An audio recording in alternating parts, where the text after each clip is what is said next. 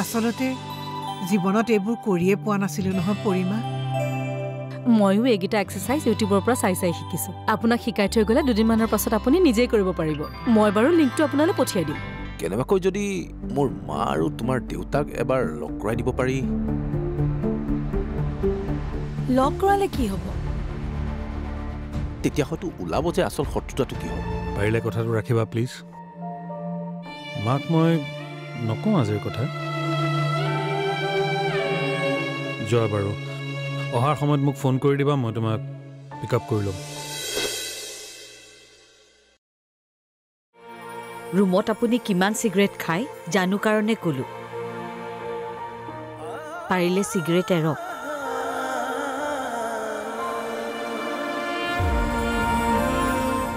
নহ'লে কাৰোবাক জীৱনৰ সৈতে একেলগে নিম বুলি ভাবিবলৈ এৰক।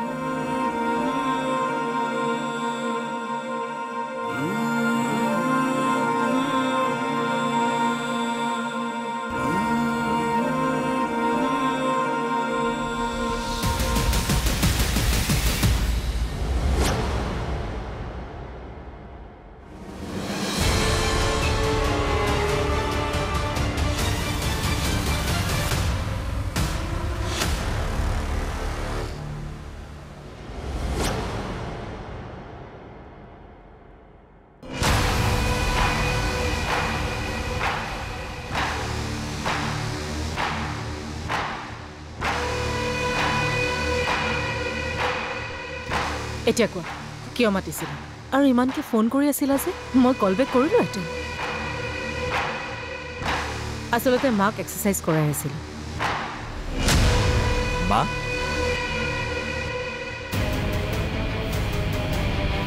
মানে? সুশীলৰ মাকক।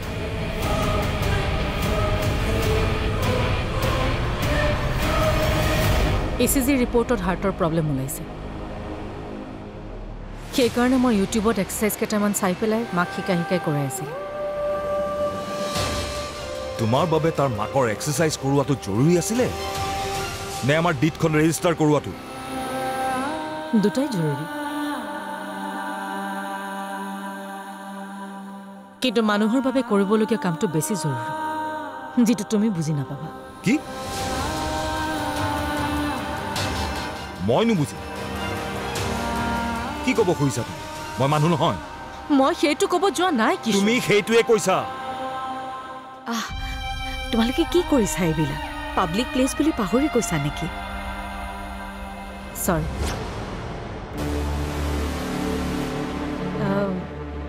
এতিয়া মোক কিয় মাতিছিলা সেইটো কোৱা। সেইটো এতিয়া মই ক'ব লাগিব তোমাক? হা, আমাৰ নতুন প্ৰজেক্টৰ ডিটখন আজি ৰেজিষ্টাৰ কৰিব লাগিব বুলি কালিয়ে তোমাক মই কোৱা নাছিলোঁ? আজি নকৰোঁ নেকি? হোৱাট ডু ইউ মিন আজি নকৰোঁ নেকি? আৰে তুমি এনেকৈ ৰিয়েক্ট কৰিছা যে আচলতে এইবোৰ কাম ভাল মন এটা লৈ পেলাই কৰে, টেনশ্যন ফ্ৰী হৈ পেলাই কৰে। আৰু বৰ্তমান অৱস্থাত মই একেবাৰে টেনশ্যন ফ্ৰী নহয়, আৰু মোৰ মনটোও ভাল লাগি থকা নাই। কিশোৰ, কি হৈছে তোমাৰ? কৈছোৱে দেখোন, সুশীলৰ মাকৰ গাটো বহুত বেছি বেয়া।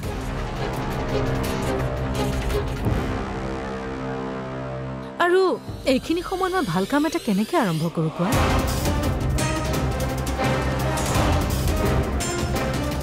তুমিয়ে কোৱাচোন বহাগী, বেয়া লাগি থকা মন এটা লৈ পেলাই মই ভাল কাম এটা কেনেকৈ আৰম্ভ কৰোঁ?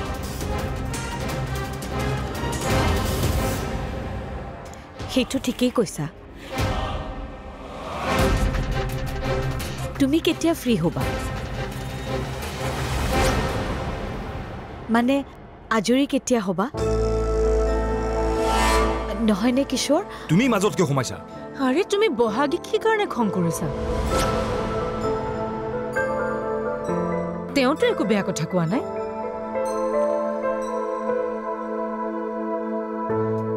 চোৱা কিশোৰ, মই বেছি সময় ইয়াত থাকিব নোৱাৰো বুলি আগতে তোমাক স্পষ্টকৈ কৈ দিছোঁ।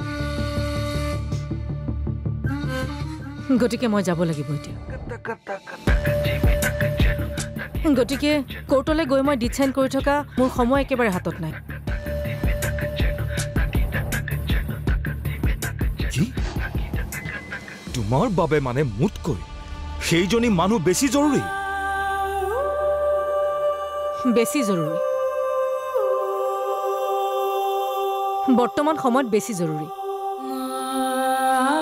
আৰু ডিভোৰ্চ হ'লেতো মই একেবাৰে তোমালোকৰ ঘৰলৈ আহিয়ে যাম ন কিন্তু পৰি তুমি কিছু আৰু কথা নাপাতো মই মাক নোকোৱাকৈ আহিছো বাই পৰি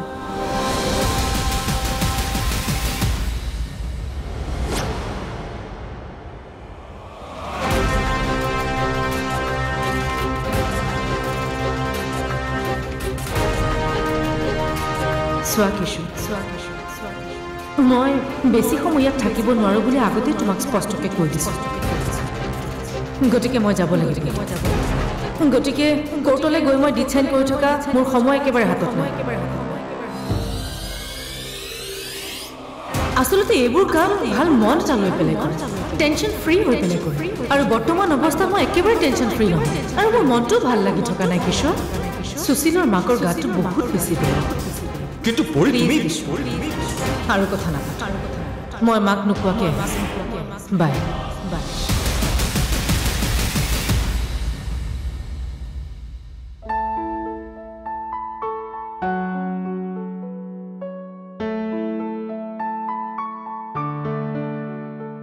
মা অ মা মই ইয়াতে আছো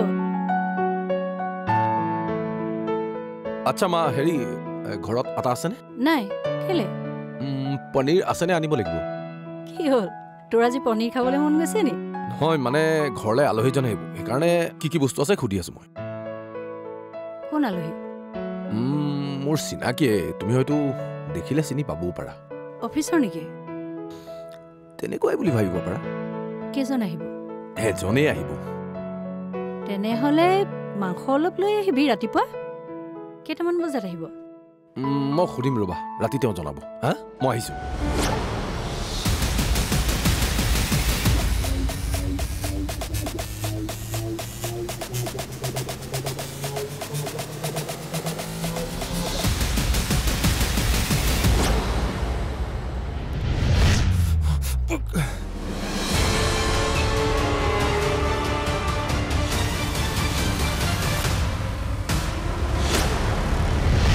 তুমি আমাৰ মাজত কিয় সোমালা মই নহলে কোন সোমালে যি কৰা নিজৰ মনে বিচৰাটো কৰা বুলি কিয় ক'ব লাগে পৰিণীতাক তাৰমানে পৰিণীতাই মই কোৱা মতে সকলো কৰে নকৰে কিন্তু ছাপৰ্টটো পালে পৰিণীতাৰ শাহুৱেকৰ গাটো বেয়া গতিকে কামটো আৰম্ভ কৰিব খোজা নাই সেইটো কি ভুল কৰিল শাহুৱেক নহয় তেওঁ পৰিৰ কিয় পৰি দেখোন নিজে ক'লে যে আমাৰ ডিভোৰ্চ হোৱাৰ লগে লগে তাইও গুচি আহিব নহালৈকে হোমৰ গুৰিত লোৱা শপতকেইটা মন ববজুলৈ ক'ব নোৱাৰাকৈ আহি থাকিল মানে হোমৰ গুৰিত কি 7টা বছৰ লৈছিলোঁ মনত আছেনে সেইবোৰ মনত ৰাখিবলগীয়া কথা নেকি পুৰোহিতে কিবা কিবি কৈছিলে আৰু মই এনেই মুখৰ ভিতৰতে ভুৰভুৰাই গৈছিলোঁ পৰিক বিয়া কৰাওঁতে ভালকৈ শুনি মনৰ পৰা উচ্চাৰণ কৰিব দুয়োজনৰে ভাল হ'ব আচ্ছা তুমি তাৰমানে মনৰ পৰা উচ্চাৰণ কৰিছিলা নহয় যিগৰাকী ব্যক্তিয়ে নিজৰ বোৱাৰীজনীয়ে দুদিনৰ পাছত সম্পৰ্ক শেষ কৰি গুচি যাব বুলি জানিও নিজৰ ছোৱালীৰ দৰে মৰম কৰিছে স্বাধীনতা দিছে তেনে এগৰাকী মানুহৰ মৰমৰ বাবে যিকোনো ত্যাগ কৰিব পাৰি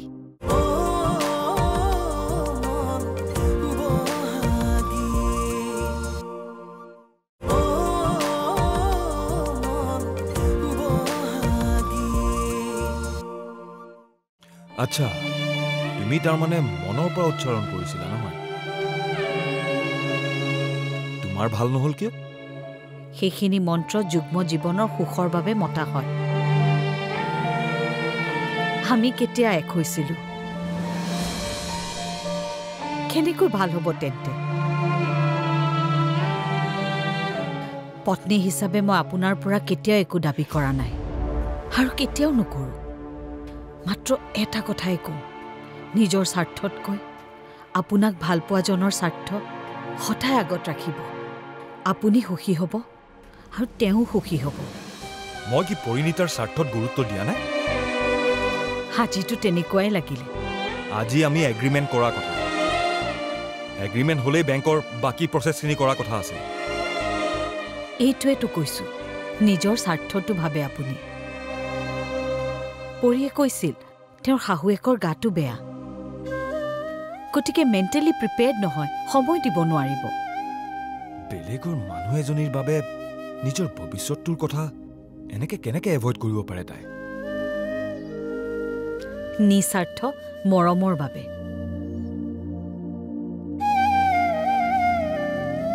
যিগৰাকী ব্যক্তিয়ে নিজৰ বোৱাৰীজনীয়ে দুদিনৰ পাছত সম্পৰ্ক শেষ কৰি গুচি যাব বুলি জানিও নিজৰ ছোৱালীৰ দৰে মৰম কৰিছে, স্বাধীনতা দিছে, তেনে এগৰাকী মানুহৰ মৰমৰ বাবে যিকোনো ত্যাগ কৰিব পাৰি।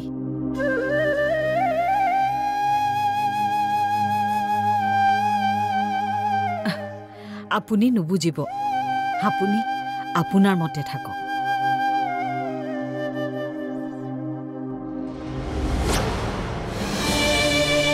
কৈছোৱে দেখোন সুশীলৰ মাকৰ গাটো বহুত বেছি বেয়া, আৰু এইখিনি সময়ত মই ভাল কাম এটা কেনেকৈ আৰম্ভ কৰোঁ কোৱা? তুমিয়ে কোৱাচোন বহাগী, বেয়া লাগি থকা মন এটা লৈ পেলাই মই ভাল কাম এটা কেনেকৈ আৰম্ভ কৰোঁ?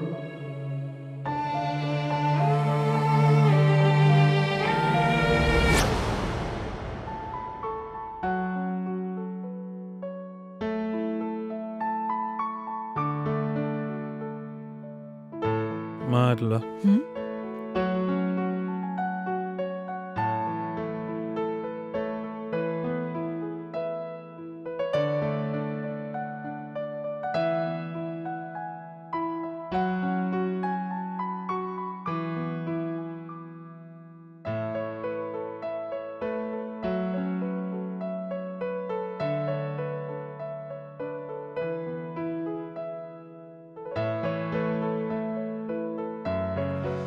মা,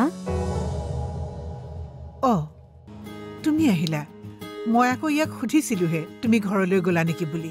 ঘৰলৈ গৈছিলোঁ, কিন্তু আহি গ'লো। গৈছিলা যদি আকৌ কিয় গুচি আহিলা? থাকি যাব লাগিছিল। দেউতাৰাই নহ'লে আমাকহে বেয়া পাব। পাপাই আপোনালোকক কোনো কাৰণতে বেয়া নাপায়। আপোনাৰ যদি কিবা কাম আছে আপুনি যাব পাৰিব এতিয়া। আৰু মাক কি কি মেডিচিন খুৱাইছে মোক এবাৰ কৈ দিয়ক, মই মাৰ লগত থাকি দিম। মেডিচিন ময়ে খুৱাওঁ দিয়া মাক, কাৰণ মাৰতো মেডিচিনৰ লিষ্টখন দীঘল হ'ব, তোমাৰতো আমাৰ ইয়াত থকা ইমান দীঘল নহ'ব। মা, তুমি ইয়াৰে এটা খাই দিয়া। তুমি নহ'লে ফ্ৰেছ হৈ আহাগৈ, মই কফি বনাওঁ। ঠিক আছে। কি হ'ল, তাতে ৰৈ আছা যে? সোমাই আহা আকৌ। আজিকালি সোমাই আহিবলৈ চিন্তা কৰিবলগীয়া হৈছে। কিনো কথাবোৰ কোৱা নহয়, যিটো সঁচা সেইটোৱে কৈছোঁ।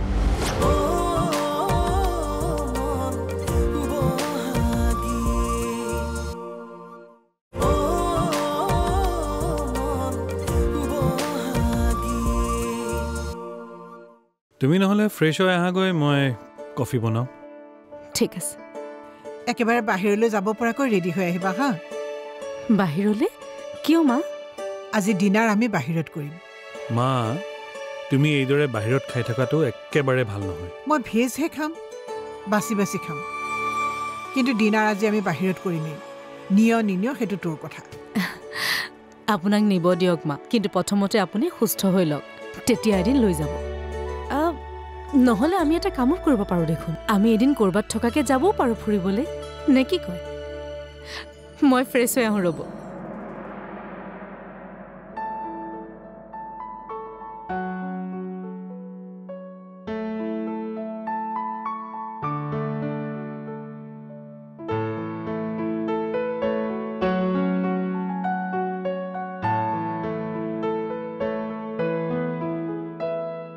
মা, টেবলেটটো খোৱা।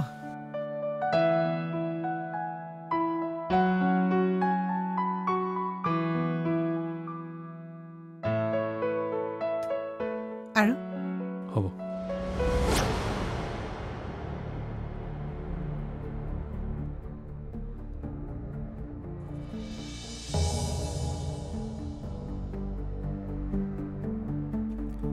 কি হ'ল, তাতে ৰৈ আছা যে? সোমাই আহা আকৌ।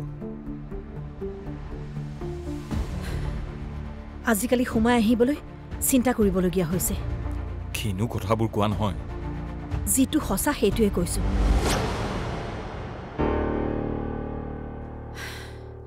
আগতে বহাগী এইখন ঘৰত পাকঘৰ চম্ভালা মানুহ আছিল, কিন্তু এতিয়া কোম্পানী চম্ভালা মানুহ হ'ল। ভাইটিয়ে চম্ভালিব পৰা হোৱালৈকেহে তাই থাকিব। যদি তেনেকুৱা নহয়, শুন, এতিয়া তাই টকা চুবলৈ পোৱা নাই বাবে টকাৰ লোভ অহা নাই, কিন্তু শ্ব'ৰুমটো ষ্টাৰ্ট হোৱাৰ পিছত যেতিয়া সকলো ট্ৰানজেকশ্যন তাইৰ হাতেৰে হ'ব, তেতিয়া লোভ বাঢ়িবই। বহাগী তেনেকুৱা নহয় মা। বহুত জনা হলি যেন লাগিছে বহাগীক। ইমান বছৰ একেটা ৰুমতে থাকিলো নহয়, বুজিলো তাইক। যিখিনি বুজিছ আধা বুজিছ।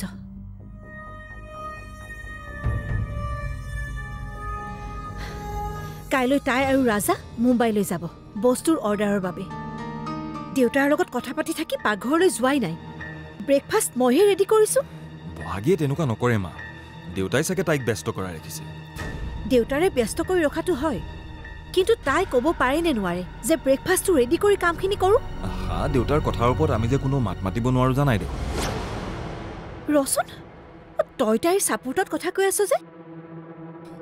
ছাপোৰ্টত কোৱা নাই মা, যিটো সঁচা সেইটো কৈছোঁ। কেনেবাকৈ তই বহাগীৰ লগত সুখী হ'বলৈ আৰম্ভ কৰা নাইতো?